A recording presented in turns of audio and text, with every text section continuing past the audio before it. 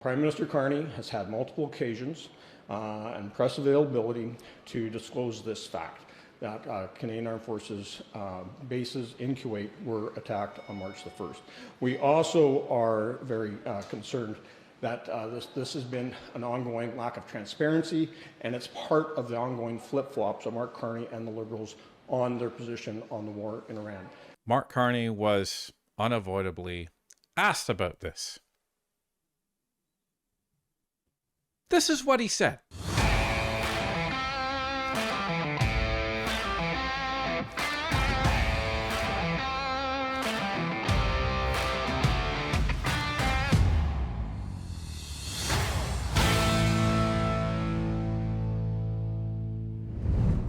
A base hosting Canadian forces was hit during an Iranian missile attack way back on March 1st.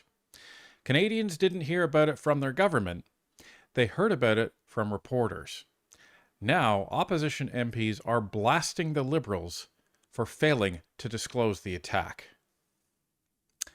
Let's take a look. So, ladies and gentlemen, this comes from La Presse. On March 1st, just hours after the United States and Israel declared war, Iran launched a major retaliatory strike. Its ballistic missiles began raining down on American bases in the Middle East. Most were intercepted in flight by defense systems, but not all. One of the targeted bases is Ali al-Salem Air Base in Kuwait, home to a large American contingent. Nicknamed the Rock by the military, this vast military complex also houses Camp Canada, a Canadian operations center that has been active for over a decade. La Presse team was able to visit the site, whose perimeter was bristling with missile defense systems in 2016. Canadian forces are not participating in the war against Iran, but their camp in Kuwait serves a range of activities in the region related to peacekeeping, counterterrorism, and maritime security. Last Saturday, in response to our questions about the attack on the base, the Department of National Defense offered reassurances. Quote-unquote, all CAF personnel in the area are currently safe and responding to calls, a department spokesperson stated. Quote, it seems there was some kind of explosion, end quote. Our teams were, however, able to analyze satellite imagery produced by two specialized commercial providers. These images confirmed that the attack damaged one of the bunkers located a stone's throw from the Canadian military housing in the heart of Camp Canada. Since the living quarters are not fireproof, protocol dictates that soldiers take refuge in the bunkers scattered around the camp in the event of an attack. So, ladies and gentlemen, this is one of the images that we were able to obtain, and this is from the La Presse article. So if you can see just northwest of the center of the screen, there is a row of long rectangular buildings. This is where the attack took place. As you can see, there is a marked difference between the previous image and this image in several of those buildings, and the outlier smaller buildings were destroyed in the actual attack or severely damaged. Here's another image that was actually obtained by Reuters, where it shows an on-the-ground picture shortly after an attack on the base. Continuing in the article.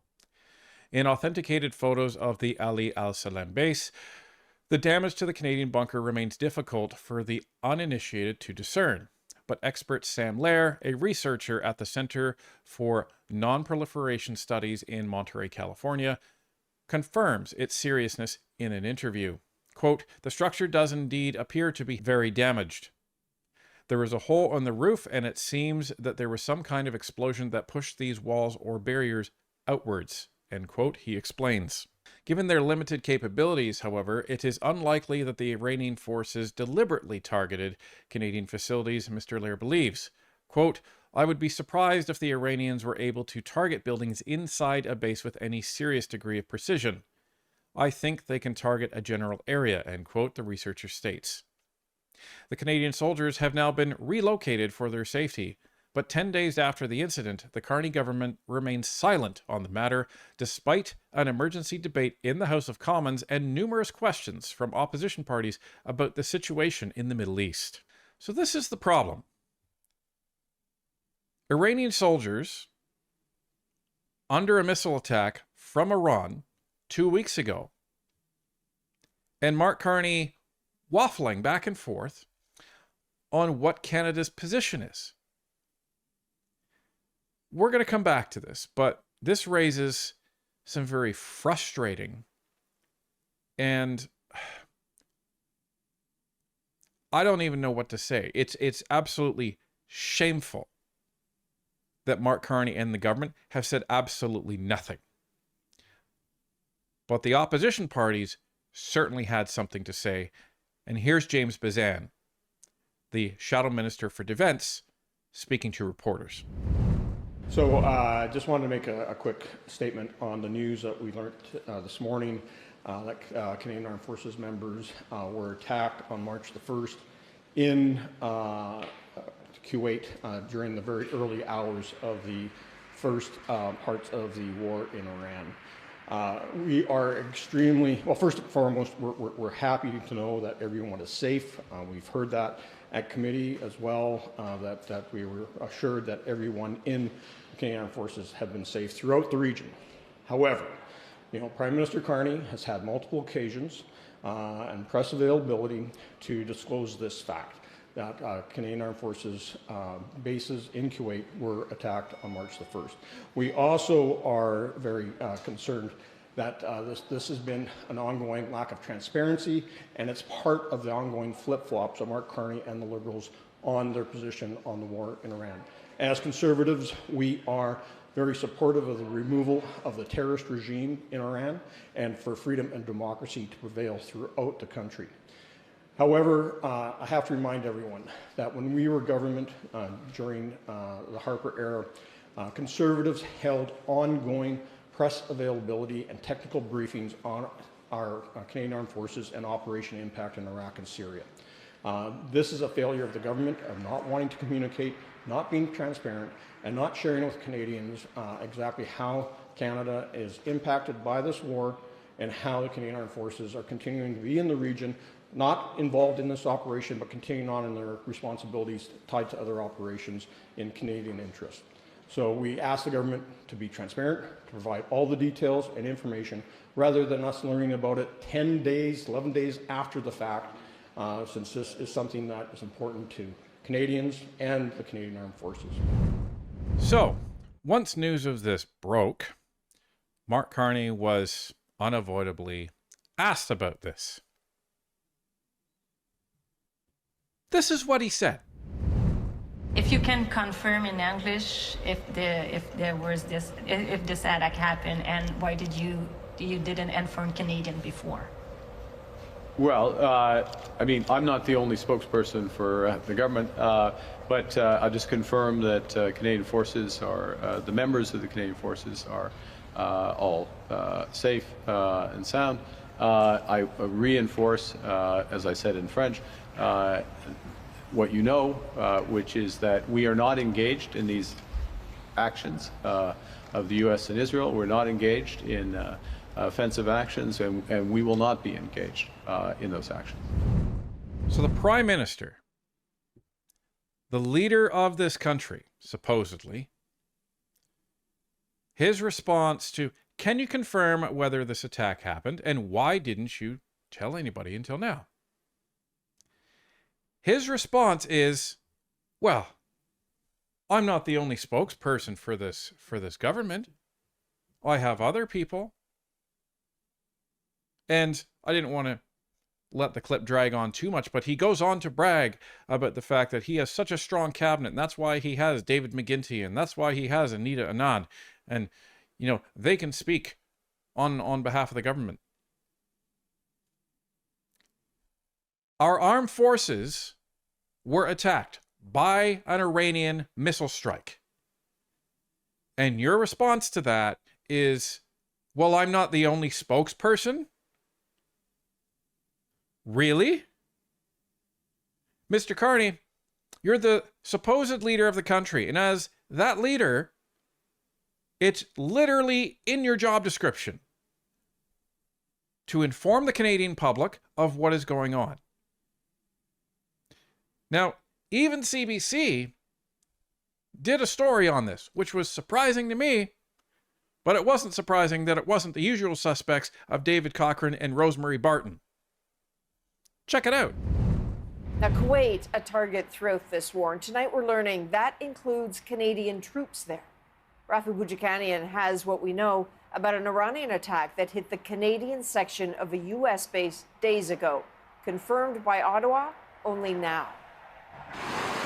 12 days after the U.S. and Israel launched the war and Iran's counterattack hit Canadian sections of a U.S. airbase, the opposition is asking, why was the government silent? This is a failure of the government of not wanting to communicate, not being transparent, and not sharing with Canadians exactly how Canada is impacted by this war. He didn't see fit to inform neither the media, the population, or the parliament. This after French-language newspaper La Presse revealed this morning Iranian missiles struck a bunker, part of Cap Canada on U.S. airbase Ali al-Salam in Kuwait, across Iran on the Persian Gulf, just hours after the U.S. and Israel started their war on Iran on March 1st. I have not been privy to some of the reporting that has developed, but I did speak with Minister McGuinty this morning, and he affirmed to me that all lives are accounted for. In a statement, the Defense Department added, for operational security reasons, we do not discuss assessments of damage or impacts to military facilities. Efforts have focused on the force protection of CAF members, including relocating some within the region, staying in their location if force protection is appropriate, and, where applicable, redeploying some back to Canada. Ottawa could have disclosed more without further jeopardizing Canadian soldiers, says this analyst. I think there's always lots of ways that you can actually convey the import of what's happening, that Canadian forces were in a place that, you know, was in the vicinity of some place that was attacked. I mean, the Iranians have hit so many different installations right now that that wouldn't really pin things down very much. What about other countries? Have they been more transparent about that particular attack? The Pentagon has not answered questions about it, though American media like the New York Times used satellite imagery in the early hours following the assault to piece together what happened. Italy also has troops there who were not hurt in the incident either. Its foreign minister briefed media there when it happened. So, even the people that CBC brought on are saying, yeah, you can talk about this. Now, understand that the statement from the Department of Defense, sure, he doesn't have to go out and say, this is exactly what was hit, this is exactly what the damage was, but Canadians should understand when our military is being attacked. I think that's pretty clear. And the fact that they go on to show that, oh yeah, there's other countries like Italy that came out and said, yep, our military was attacked in one of these strikes as well. Now, this is completely shameful that they haven't disclosed anything until now, especially when I think of the people in the armed forces itself. Because if you're in the armed forces, one of the goals of the government is to A, acknowledge that things happen, and B, protect their armed forces, just as they're supposed to protect Canadians back home. And the fact that they deliberately chose to withhold this, and even Anita Anand, she doesn't make it any better. She says, oh, well, you know, I only recently became aware of this reporting, implying that she didn't know about this, but I spoke to Defense Minister McGuinty, and you know, he told me all Canadians are accounted for. So does that mean even Cabinet isn't talking? Really? Do we now have David McGuinty doing the same quality and caliber of a job that Bill Blair did as defense minister, that Sean Fraser did as the housing minister, the immigration minister, and now the justice minister? Where's this quote-unquote strong cabinet that Mr. Carney is talking about? At least show the men and women that are serving in the armed forces the respect of informing the Canadian public when a very public attack took place.